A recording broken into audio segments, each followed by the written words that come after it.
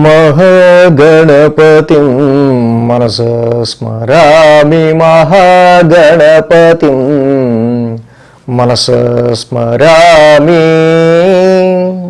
TR creations family అందరికీ నా హృదయపూర్వక ధన్యవాదాలు.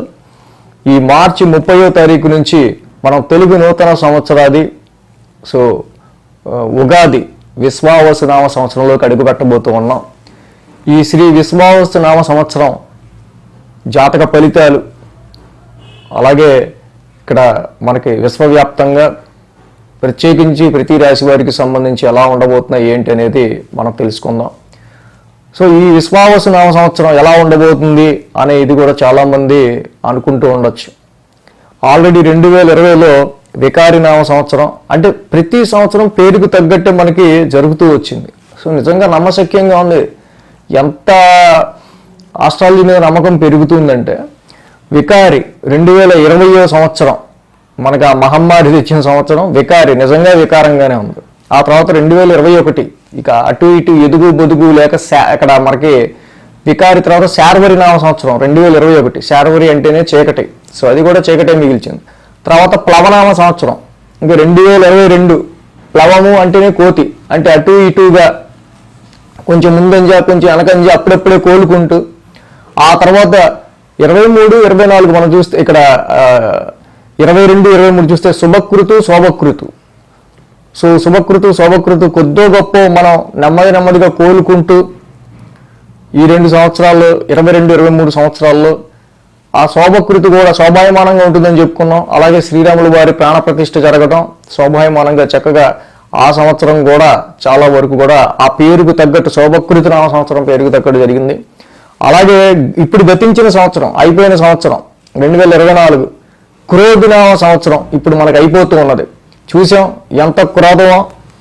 ఈ క్రోధినామ సంవత్సరంలో చాలా కోపావేశాలు ఎక్కువగా ఉంటాయి అని చెప్పుకున్నట్టే క్రోధినామ సంవత్సరంలో ఇక్కడ మనకి చూస్తే పరిస్థితులు చుట్టుపక్కల ఎలా చూసినా కూడా ఈ క్రోధినామ సంవత్సరంలో అటు ప్రతిపక్షాలు కావచ్చు, అధికార పక్షాలు కావచ్చు, వీటి మధ్య జరిగే విషయాలు కావచ్చు, అలాగే కోపావేశాలతోనే ఈ యొక్క సంవత్సరం కూడా చాలా వరకు కూడా హార్ష్గా నడవటం మనం గమనించాం. ఇప్పుడు ఇది శ్రీ విశ్వావసు నామ సంవత్సరం. విశ్వావసు నామ సంవత్సరం అంటేనే విశ్వానికి సంబంధించినది, సమృద్ధిని కలుగజేసేది. ఈ విశ్వావసు నామ సంవత్సరంలో పుట్టిన ప్రతి ఒక్కళ్ళు కూడా సమృద్ధిగా ఉంటారు అనేది సూక్తి జనరల్గా. కాబట్టి తప్పకుండా క్రోధినామ సంవత్సరంలో ఏదైతే కోపావేశాలతో కూడిన సంవత్సరంగా మనం దాన్ని పరిగణించుకున్నామో, అలాగే హార్ష్గా జరిగిందో ఈ సంవత్సరం అంతా, ఈ విశ్వావసు నామ సంవత్సరంలో తప్పకుండా అందరికీ కూడా సమృద్ధి కలిగించాలని ఆ పేరుకు తగ్గట్టే మనం కూడా కోరుకుందాం. కలిగిస్తుందనే అనుకుంటున్నా. ఎందుకంటే ఇక్కడ పోయిన క్రోధినామ సంవత్సరంలో కుజవక్రం, కుజస్తంభన, గురువక్రం, శనివక్రం, బుధవక్రం, శుక్రవక్రం, అన్ని గ్రహాలు వక్రమే. 1 నెల ఉండాల్సిన శుక్రుడు 4 నెలలు, 1 నెల ఉండాల్సిన కుజుడు 6 నెలలు, ఇక్కడ గురు శనుల వక్రం ఇటు ఉంటుంది. బుధుడు కూడా 2 సార్లు వక్రించి 20 రోజులు ఉండాల్సిన బుధుడు 60 రోజులు ఉండటం. ఈ విధంగా ముందడుగు పడకపోవటం, ఎక్కువగా ముందడుగు పడకపోవటం, అంతా కూడా వెనకడుగే ఉండటం, అన్ని పనులు స్తబ్దుగా ఉండటం మనం గమనించి ఉండొచ్చు. ఈ విశ్వావసు నామ సంవత్సరంలో గ్రహాల వక్రాలు తక్కువ. గురు శనులు జనరల్గా వక్రిస్తారు, కానీ కుజస్తంభం లేదు, శుక్రుడు కూడా స్తంభించడు. ఆల్రెడీ ఇక్కడ మనకి ఫిబ్రవరిలోనే ఆయన ఇక్కడ మార్చిలోనే ఆయన వక్రిస్తున్నారు కాబట్టి ఇంకా సంవత్సరం దాకా తిరిగి వక్రించారు. కాబట్టి మేజర్గా గ్రహ వక్రాలు అయితే చాలా వరకు ఈ సంవత్సరం లేవనే చెప్పాలి. తప్పకుండా అందుకు ముందడుగు పడే ఆస్కారాలే, గ్రహ వక్రాలు తక్కువగా ఉన్నాయి కాబట్టి ఇక ఫార్వర్డ్ మోషన్సే, ముందుకు వెళ్ళే పరిస్థితులే ఈ సంవత్సరం మనకి ఎక్కువగా కనిపిస్తున్నాయి. కాబట్టి విశ్వావసు నామ సంవత్సరం అన్ని రంగాల వారికి మంచి చేస్తూ సమృద్ధిని కలిగించాలని మనం కోరుకుందాం. అలాగే అసలు ఈ యొక్క ఉగాది ప్రాశస్యాన్ని మనం తీసుకుంటే అసలు ఏంటి విశ్వావసు నామ సంవత్సరం అని మనం తెలుసుకున్నట్టయితే కనుక ఇది ఒక పురాణ గాథ. నారదుడికి నా అంత విష్ణు భక్తుడు ఎవరూ లేరు అనే చాలా ఒక రకమైన భావన ఉండేది. ఆ తర్వాత శ్రీమన్నారాయణుడే నువ్వు అంత భక్తుడువా, అయితే నిన్ను పరీక్షిస్తానని చెప్పి నారదుడు ఒకరోజు నదిలో నీరు తాగుతుండగా స్త్రీగా మార్చటం, ఆ తర్వాత ఆ నారదుడు గతాన్ని మర్చిపోయి ఒక ఋషితో వివాహం ఆడడం, ఆ ఋషికి నారదుడికి పుట్టిన సంతానమే 60 ప్రభవ విభవ ప్రమోదూత ఇలాగా 60 పిల్లలు నారదుడికి పుట్టడం, ఆ తర్వాత నారదుడు ఉన్న ఆ యొక్క ప్రదేశానికి వరదలు రావటం, అక్కడ సంతానము వీరంతా కూడా వరదల్లో కొట్టుకుపోవటం, నారదు ఆ యొక్క ఈతి బాధను భరించలేక తాను కూడా తనువు చాలించాలనుకున్నప్పుడు శ్రీమన్నారాయణుడు ప్రత్యక్షమే చూడు నారద, నీకంటే విష్ణు భక్తుడు లేడన్నావు, కానీ ఇలాంటి భవసాగరాలు వచ్చినప్పుడు ఈతి బాధలు వచ్చినప్పుడు అప్పుడు కూడా నువ్వు దేవుని పాదాలని మనం పట్టుకుని ప్రార్థించి నీ యొక్క భక్తిని చాటుకున్నట్టయితే అప్పుడే నిజమైన నువ్వు విష్ణు భక్తుడివి అని చెప్పి నారదుడికి ఆయన చెప్పగా ఆయన కూడా ఆయన యొక్క ఆ శ్రీమన్నారాయణ యొక్క పరీక్షకి ఆయన కూడా నిజమే కదా అనుకొని మరి ఈ యొక్క సంతానం కలిగిన సంతానానికి మరి సార్థకత ఏమిటి నారాయణ అని అడగగా నీ యొక్క పిల్లలు ఎవరైతే ఉన్నారో ఈ 60 మంది సంతానం కూడా కాలగమనంలో వారు తెలుగు సంవత్సరాది పేర్లుగా ఈ కాలగమనంలో కీర్తించబడతారని విష్ణుమూర్తి నారదుడికి వరమిస్తారు. ఈ విధంగా ఈ విశ్వావసునామ సంవత్సరం 39వ పిల్లాడు నారదుడికి పుట్టిన 39వ పిల్లాడు 39వ తెలుగు సంవత్సరం విశ్వావసు నామ సంవత్సరం అనేది. సో అది మొత్తంగా పురాణ గాథ. సో ఇక మనం రాశి ఫలాల్లోకి వెళ్దాం.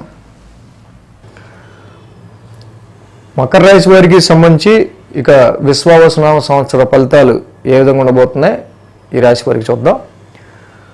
మకర రాశి ముఖ్యంగా ఉత్తరాషాఢ 2, 3, 4 పాదాలు, శ్రవణం 1, 2, 3, 4 పాదాలు, ధనిష్ట 1, 2 పాదాలు కలిపి మకర రాశి. సో ఇక్కడ ఉత్తరాషాఢ అంటే బో, జా, జీ, జూ, జే, జో, ఖా, గా, గి ఈ యొక్క అక్షరాలతో కనుక మీ పేరులోని మొదటి అక్షరం ఉంటే మకర రాశి కింద ఈ యొక్క ఉగాది రాశి ఫలాలు మీరు కూడా చూసుకోవచ్చు. ఈ రాశి వారికి ఆదాయం 8, వ్యయం 14 ఈ సంవత్సరం. సో ఆదాయం కంటే వ్యయం చాలా ఎక్కువ ఉంది అని అనుకుంటున్నారు కదా. రాజపూజ్యం 4, అవమానం 5. సో పొగిడే వాళ్ళు తక్కువ ఉంటే కంప్లైంట్ ఇచ్చేవాళ్ళు కొంచెం ఎక్కువ మంది ఉన్నారు. అయితే ఆదాయం 8 అని ఎప్పుడైతే అన్నామో 8 అంటేనే అష్టైశ్వర్యాలు మనకు ఉన్నట్టు లెక్క. అంటే దేనికి లోటు లేకుండానే చక్కగా గడిచిపోయే ఆస్కారాలు ఉంటాయి అనేది లెక్క 8 పైన ఉంటే.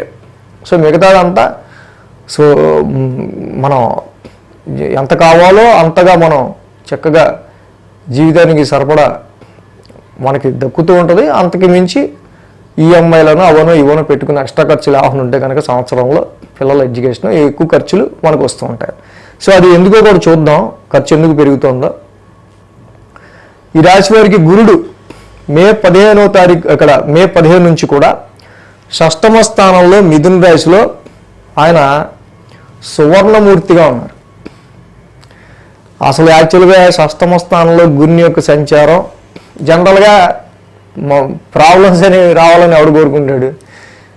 సో ట్రాన్సిట్లో మరి ఒక మంచి స్థానం, ఒక చెడు స్థానం, ఒక మంచి స్థానం, ఒక ప్రాబ్లం స్థానం ఇలా తిరుగుతూనే ఉంటుంది. అన్ని స్థానాలు మంచివే, ప్రతిదీ కూడా మనం దాటుకుంటూ వస్తేనే జీవితం. అంటే 6th హౌస్ అనేది ఏంటంటే రొటీన్ లిటిగేషన్స్, అడ్డంకులు, అవరోధాలు, కంప్లైంట్లు, అనవసరమైన ఆరోగ్యానికి సంబంధించిన హెడ్ఏక్లు. బట్ సువర్ణమూర్తిత్వంతో గురుడు ఉండడం వల్ల ఈ రాశి వాళ్ళకి చక్కగా ఈ సంవత్సరం రుణాలకి సంబంధించి మీరు చేసే ప్రయత్నాలు ఫలిస్తాయి. ఇల్లు కొనాలనుకోండి, ఎవడు లంసంగా ఇక్కడ డైరెక్ట్ క్యాష్ పెట్టి ఎవడు తీసుకుంటాడు, లోనే తీసుకుంటాడు. చిన్న బండి తీసుకున్నా లోన్ తీసుకుంటున్నారు, ఏం తీసుకున్నా లోన్ తీసుకుంటారు. సో మీకు సంబంధించి మీ వరకు మకర రాశి వాళ్ళు రుణ ప్రయత్నాలు చేస్తున్న వాళ్ళకి తప్పకుండా ఇక్కడ వీళ్ళకి మంచి పాజిటివ్ రిజల్ట్స్ ఉంటాయి. సువర్ణమూర్తిత్వంతో గురుడు వచ్చున్నాడు కాబట్టి మీరు తీసుకున్న రుణానికి ఒక సార్థకత ఉంటుంది. అనవసరంగా పనికిమాలి ఇదిగా తీసుకున్నాం, పని లేకపోయినా తీసుకున్నాను కాకుండా ఆ తీసుకున్న రుణానికి తప్పకుండా ఒక వాల్యూ ఉంటుంది. దాన్ని తీర్చే సత్తా కూడా ఉండే ఆస్కారాలు సువర్ణమూర్తిత్వంతో ఉండటం వల్ల ఉంటాయి. అలాగే ఈ రాశికి చూస్తే శని సంవత్సరం అంతా కూడా వీళ్ళకి ఏలినాడు శని ఫస్ట్ కంప్లీట్ అయిపోయిందిగా. ముందు అసలు ఈ విషయం చెప్పాలి. ఏలినాడు శని కంప్లీట్ అయిపోయింది ఈ సంవత్సరం. సో కాబట్టి ఈ రాశి వారికి సంబంధించి ముఖ్యంగా ఏలినాడు శని కంప్లీట్ అయిపోయి శని కూడా తృతీయ స్థాన సంచారంలో ఉంటున్నారు. మకర రాశి వాళ్ళకి అద్భుతంగా చాలా కాలం తర్వాత ఈయన ముఖ్యంగా మకర రాశి అంటే 2017 అక్టోబర్ నుంచి 2017 అక్టోబర్ నుంచి వీళ్ళకి ఏలినాడు శని వేయంలో స్టార్ట్ అయింది మొదలు అనేకమైన ఖర్చులు, లాసులు, హెడ్ఏక్లు, నిద్రపోతనాలు, ఆరోగ్య భంగాలు, కుటుంబ సమస్యలు, అధికారిక ఒత్తిళ్ళు, ఇవన్నీ పడుతూలేస్తూ వచ్చిన టైం అనుకోండి. అంతే. శని యోగిచ్చేదే 3 స్థానాలు, 3, 6, 11. దానిలో అత్యద్భుతంగా పరాక్రమ స్థానంలో శని యొక్క సంచారం ఉండటం వల్ల ఇక్కడ శని యొక్క సంచారం తామ్రమూర్తిగా ఉన్నప్పటికీ పరాక్రమ స్థానంలో శని అత్యంత అద్భుతమైన సాహసాన్ని, మంచి ఆత్మవిశ్వాసాన్ని, ధైర్యాన్ని, విల్ పవర్ని, హీరోయిజాన్ని ఇస్తారు. సో దీనివల్ల ఏంటి మనకు కలిగే ప్రయోజనం అంటే ఒక మనిషికి ఎప్పుడైనా సరే వాళ్ళు ఒక స్ట్రాంగ్గా మంచి ధైర్యం ఉందనుకోండి, వచ్చే సమస్య ఎలాంటిదైనా ఫస్ట్ ఆ టెన్షన్ పడకుండా ఎదురుండి నిలుస్తాడు. అసలు అది మన దాకా వస్తుందో అక్కడే ఆగిపోద్దో అక్కడే పడిపోద్దో మనకు తెలియకుండా అక్కడేదో మొదలైంది అనుకుని మనం ఇక్కడ భయపడిపోయి అనుకోండి, అసలు అది మన దాకా రాకుండానే మనం సగం అయిపోతాం. కానీ ధైర్యంగా ఉన్నప్పుడు మన దాకా వచ్చాక కూడా మనం ఎదుర్కోగలుగుతాం. మన దాకా రాకుండా అక్కడే అయిపోయింది అనుకోండి ఆ సమస్య, అంతకంటే అద్భుతంగా ఉంటుంది. కాబట్టి ఇక్కడ శని తృతీయ స్థానంలో ఏలినాటి శని కంప్లీట్ అయిపోయాక మకర రాశి వాళ్ళకి చక్కగా రాశ్యాధిపతి, మీ రాశ్యాధిపతి తృతీయ స్థాన సంచారం, పరాక్రమ స్థాన సంచారంలో ఎంటర్ అవుతున్నారు.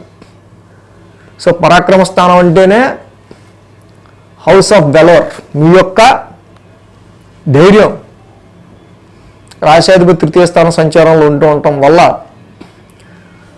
సో చాలా వరకు ఇదివరకు లేని ఒక ధైర్యం, అలాగే ఒక మంచి ఆత్మవిశ్వాసం, ప్రతి పనిలో కూడా చేయగలను అనే ఒక మండితనం, నాలాగా వస్తే చూద్దాంలే అనే ఒక మంచి పట్టుదల, ఇలాంటివి చాలా వరకు కూడా వీళ్ళందరికీ ఎనేబుల్ అయి ఉంటాయి మకర రాశి వాళ్ళకి. కానీ ఇక్కడ విషయం ఏంటంటే మీ స్వయం కృషితో, సెల్ఫ్ ఎఫర్ట్స్తో మాత్రమే శని మిమ్మల్ని పైకి తీసుకెళ్తాడు. మీ రాశ్యాధిపతి ఎప్పుడైతే తృతీయ స్థాన సంచారంలో ఉన్నారో ఇక్కడ పరాక్రమ స్థానంలో శని యొక్క సంచారం హెల్త్ని వెల్త్ని రెండింటిని ఇచ్చుకుంటూ తీసుకెళ్తుంది. అది కూడా అలాగా త్రూ యువర్ సెల్ఫ్ ఎఫర్ట్. తృతీయ స్థానం అనేది సెల్ఫ్ ఎఫర్ట్. మీరు దేనికి కష్టపడకుండా అదే నా దగ్గర రావాలనుకుంటే అక్కడే ఉంటారు, ఎక్కడ ఎదిగే క్వశ్చన్ లేదు. త్రూ యువర్ సెల్ఫ్ ఎఫర్ట్, మీరు ఎంత సెల్ఫ్ ఎఫర్ట్ పెడితే, ఎంత ట్రై చేస్తే, ఎంత ఈ సమయంలో కృషి చేస్తే మీరు అనుకున్న లక్ష్యాన్ని సాధించడానికి శని మిమ్మల్ని ఆ స్టేజ్లో తీసుకెళ్ళి కూర్చోబెడతాడు. అలాగే రాహుకేతువులు ఈ సంవత్సరం మనం చూస్తే కనుక ద్వితీయ అష్టమ స్థానాల్లో ఇద్దరు కూడా సువర్ణమూర్తులుగా ఉన్నారు. సో రాహు కూడా ద్వితీయ స్థానంలోను, కేతువు కూడా ఇక్కడ అష్టమ స్థానంలో సంచారంలోనూ ఉంటున్నారు. సో కాబట్టి ఈ రాశికి మెయిన్గా మనం చూసినట్టయితే కనుక ఇక్కడ ద్వితీయంలో రాహు ఉన్నారు కాబట్టి ఫైనాన్షియల్ స్ట్రాటజీ విషయంలో, ఫైనాన్షియల్ ప్లానింగ్ విషయంలో, ఆర్థికంగా డబ్బులు మనకు వచ్చినట్టు వెళ్ళిపోతున్నాయా, చాలా వరకు మనం వచ్చిన డబ్బులు దాచుకోగలుగుతున్నామా అనేది ఒకసారి మీరు అబ్జర్వ్ చేసుకోవాల్సిన అవసరం చాలా ఉంది. సో వచ్చిన డబ్బులు వచ్చినట్టు మనకి దానికో పెట్టేద్దాం అని మన మైండ్ చెప్తూ వేరే విధంగా ఫైనాన్షియల్గా మనీ సోర్సెస్ని మనం డిస్ట్రిబ్యూట్ చేసేస్తూ అది మనకు అంత ఉపకరించకపోతే కనుక వెంటనే తేరుకొని ఫైనాన్షియల్ ప్లానింగ్స్లో మార్పులు చేర్పులు చేసుకోవాలి. సో అష్టమంలో కూడా కేతు ఉన్నారు, ఇది సువర్ణమూర్తిత్వంగానే ఉన్నారు. కానీ యాక్చువల్గా ఒక తెలియని మానసిక భయాలని కేతు ఇక్కడ క్రియేట్ చేస్తుంటాడు. ఇందులో సత్తగారు మామగారికి సంబంధించి కావచ్చు, వారసత్వ ఆస్తులకి సంబంధించి కావచ్చు, జాయింట్ అకౌంట్స్, మీ పార్ట్నర్ వెల్త్కి సంబంధించిన విషయాల్లో కావచ్చు, వీటి విషయాల్లో కీలకమైన డెసిషన్స్, వారసత్వ ఆస్తుల విషయంలో కూడా ఈ సంవత్సరం తీసుకునే ఆస్కారాలు ఉంటాయి. వాటి సువర్ణమూర్తిత్వంతో ఉండడం వల్ల మనం పాజిటివ్గానే ఎక్స్పెక్ట్ చేయొచ్చు. కాబట్టి ఇక్కడ ఉన్నదల్లా 6వ ఇంట గురుని యొక్క సంచారం జరుగుతూ ఉండటం వల్ల సాధ్యమైనంత వరకు తలకాయ నొప్పులకి మీరు దూరంగా ఉండడానికి ట్రై చేయాలి. లేనిపోయిన తలకాయ నొప్పులు ఎటు మీరు వద్దన్నా వచ్చి పడుతుంటాయి. సో రుణ రోగ శత్రు స్థానంలో గురువు గారి యొక్క సంచారం అక్కడ ఎక్స్పాన్షన్ ప్లానెట్ 6th హౌస్లో ఉండటం వల్ల ఆరోగ్యానికి సంబంధించిన విషయాల్లో కేర్ తీసుకుంటూ ఉంటాం. శత్రువులు ఎక్కువ పెంచుకోకుండా ఉండటం అనేది చాలా మంచిది. ఇవన్నీ డెవలప్ అవుతాయి.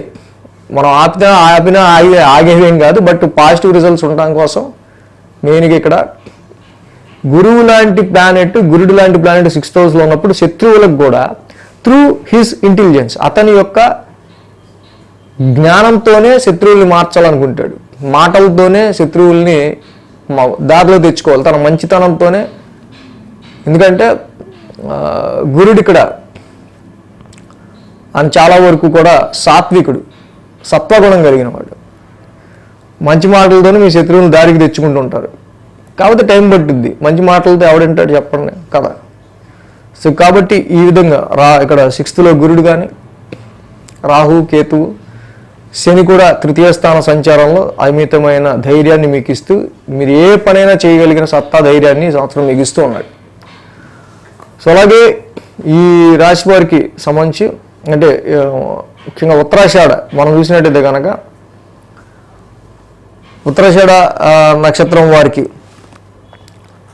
చాలా వరకు కూడా లోన్స్కి సంబంధించి అప్పులు, రుణాలు చేతికి అందే విషయాల్లోనూ, రుణాల ద్వారా డెవలప్మెంట్ చేసే ఏవైనా ఉన్నా కూడా లోన్ తీసుకుని మనం డెవలప్ అవ్వడానికి సంబంధించిన విషయాల్లో ఉత్తరాషాఢ నక్షత్రం వారికి ఈ సంవత్సరం బాగా కలిసి వస్తుంది. అలాగే వీళ్ళ శత్రువులు ఎవరైతే ఉంటారో వాళ్ళని కూడా చాలా వరకు కూడా మంచి ఇంటెలిజెన్స్, మీ యొక్క ఇంటెలిజెన్స్తోనే వాళ్ళని దారికి తెచ్చుకునే ఆస్కారాలు ఉన్నాయి. శ్రవణ నక్షత్రం మనం చూసినట్టయితే కనుక ఈ నక్షత్రం వాళ్ళకి మెయిన్గా అత్యంత పరాక్రమం, అత్యంత ధైర్యం, అత్యంత సాహసం, మంచి విల్ పవర్ అనేది శ్రవణ నక్షత్రం వాళ్ళకి ఉండటం వల్ల ఏ పనైనా సరే చక్కగా సులువుగా సాధించగలగటం అనేది ఈ శ్రవణ నక్షత్రం వాళ్ళకి మనం గమనించవచ్చు. అలాగే ఇక ధనిష్ట నక్షత్రం వాళ్ళకి మనం చూసినట్టయితే కనుక ఈ రాశికి సంబంధించి ముఖ్యంగా వారసత్వ ఆస్తుల రీత్యా కావచ్చు అండ్ అదర్ సోర్సెస్ ఆఫ్ ఇన్కమ్కి సంబంధించి చేసే ప్రయత్నాల్లో చాలా వరకు జాయింట్ అకౌంట్స్ వీటికి సంబంధించిన విషయాల్లో కొంత అంటే మీరు సంపాదించింది కాకుండా అదర్ సోర్సెస్ నుంచి వచ్చే ఫైనాన్స్ మీద నమ్ముకుని ఉన్న వాళ్ళకి పాజిటివ్ రిజల్ట్స్ కొంచెం తగ్గుండే ఆస్కారాలు ఉన్నాయి. కాబట్టి ఎక్కువ అదర్ సోర్సెస్ కాకుండా మన కష్టార్జితంతో మనం ఎంతవరకు చేసుకోగలమో అంతవరకు చేసుకుంటే చాలా మంచిది ఈ యొక్క ధనిష్ట నక్షత్రం వాళ్ళకు కూడా. సో అలాగే ఇంకా శని వక్రిస్తాడు, గురుడు వక్రిస్తాడు, ఇంకా రవి కుజుల ద్వాదశంలో ఉన్నప్పుడు, అష్టమంలో ఉన్నప్పుడు ఫలితాలు మారుతుంటాయి. సో ఇవన్నీ కూడా మనం మంత్లీలోను వీక్లీలోను చక్కగా చూసుకోవచ్చు. ఓవరాల్గా అయితే మొత్తానికి ఆదాయాలు, రాజపూజ్యాలు, గ్రహమూర్తిత్వాలు ఈ విధంగా ఉన్నాయి మకర రాశి వారికి సంబంధించి. So thanks for watching TR Creations. ధన్యవాదాలు. ఈ వీడియో కనుక మీకు నచ్చినట్లయితే లైక్ చేయండి, షేర్ చేయండి. మరిన్ని అప్డేట్స్ కోసం సబ్స్క్రైబ్ చేయడం మాత్రం మర్చిపోకండి.